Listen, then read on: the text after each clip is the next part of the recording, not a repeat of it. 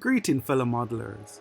The new one for 2024. Let's continue building the GPM Heinkel He111p-2. The details done at the front?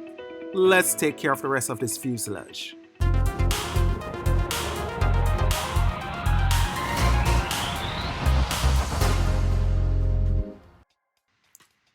It's been exciting so far building the cockpit.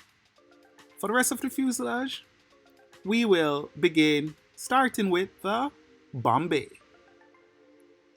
Here we have the former. This is at the back of the cockpit door. And these, we're cutting out the holes for where the bomb would have been fitted in vertically. We cut all this out. We then cut the main former, which is what will hold the main wing. It'll guide to where the main wing would fit. Put these together. Then we get the sides once that is locked in place with some super glue. Pop the sides out. Of course, you know that this video is cut up so that it would remain pretty interesting. We'll put the sides on. Good. We locate where on the front that would be. Lock it in place. This part now we glue to the front. I went to the RAF museum to check out what it looked like. I wish I did before I built this model because it would explain a lot to me. Here we put in the necessary points, and that's it pretty much. The mid fuselage now, it's a little technical. So that's where the upper gunner would be.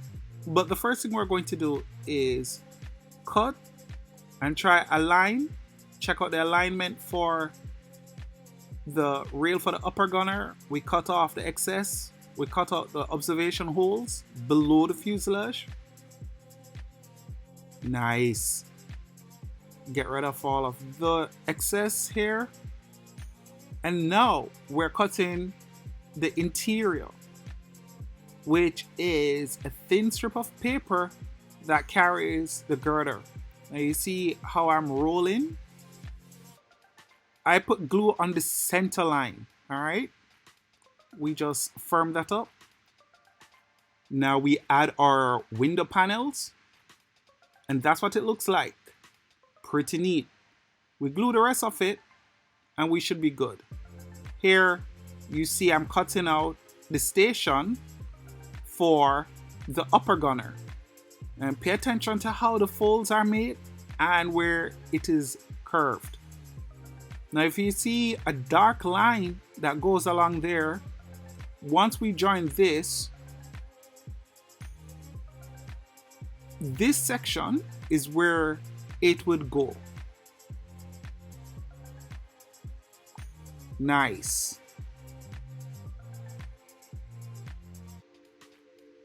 Just fix that in place with super glue. It's fascinating, the He111, and I got opportunity to see it less than 2 weeks ago, and it was truly astounding. The rear fuselage, we're just cutting out the parts for it. We're going to roll, and we're going to pay attention to putting in the landing gear. So care is taken whenever we're doing the curve. We're cutting out the points here that will take the stabilizer framework and the fin framework. You see I'm using the brush handle to roll it. And we do the same for the rest of the fuselage panel, making sure we put enough curve in, and we finish cutting all the panels out for the rear section. Paint the edges. Now this is very important. I stressed it before and I'll say it again. Fiddler's Green people who follow me in the quick build series know that that's important. Here it's the section below the rudder that we're assembling.